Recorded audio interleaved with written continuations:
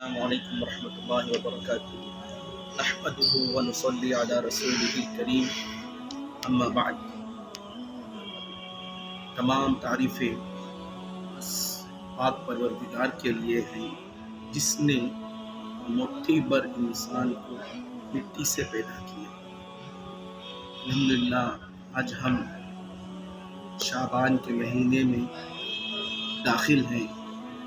یہ شعبان کا مہینہ فضیلتوں کا مہینہ ہے، برکتوں کا مہینہ ہے، رحمتوں کا مہینہ۔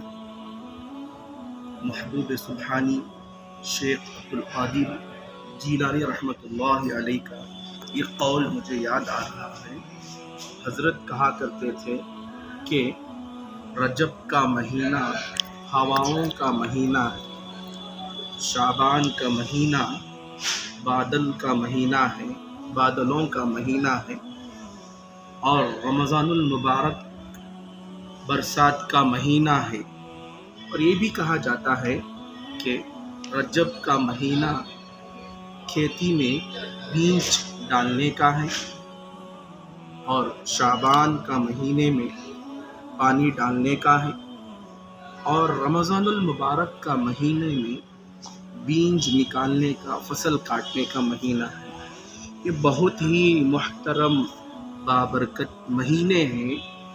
آپ صلی اللہ علیہ وسلم نے صحابہ سے عرض کیا، اور خود صحابہ رضی اللہ عنہ نے آپ صلی اللہ علیہ وسلم سے پوچھا کہ اے اللہ کے نبی صلی اللہ علیہ وسلم، ہم نے آپ کو دیکھا کہ شعبان میں آپ بکثرت روزے رکھتے ہیں، بہت زیادہ روزے رکھتے ہوئے ہم نے آپ کو دیکھا، بجز دوسرے مہینوں میں۔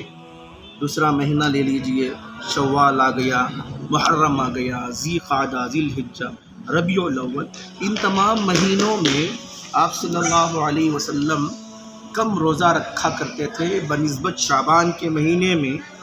صحابہ نے پوچھا اے اللہ کے نبی، اس کی کیا مصلحت ہے، اس میں کیا راز ہے کہ آپ شعبان کے مہینے میں زیادہ روزے رکھتے ہیں؟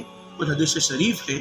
تو اللہ کے نبی صلی اللہ علیہ وسلم نے ارشاد فرمایا، رجب اور رمضان المبارک مہینے کے درمیان ایک مہینہ ہے، برکتوں والا مہینہ، جسے شعبان کہا جاتا ہے۔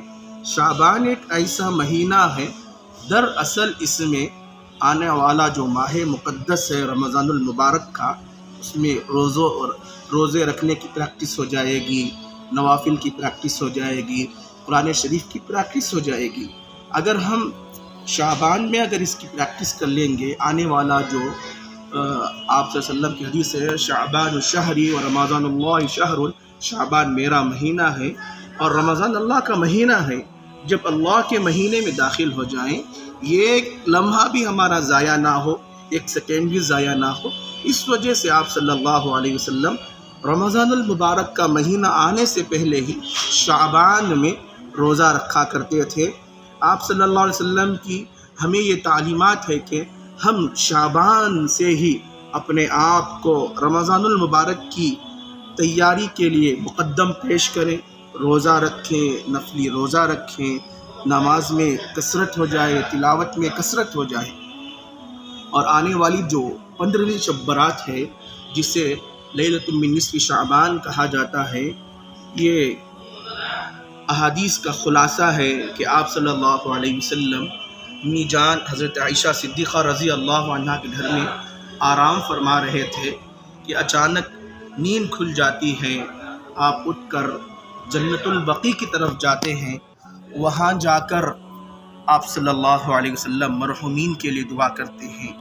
یہاں امی جان خود بیدار ہو جاتی ہے اور جا کر آپ صلی اللہ علیہ وسلم کے پیچھے پیچھے جا کر دیکھتی ہے، تو آپ صلی اللہ علیہ وسلم جنت البقیع سے آ کر گھر میں آرام فرما رہے تھے۔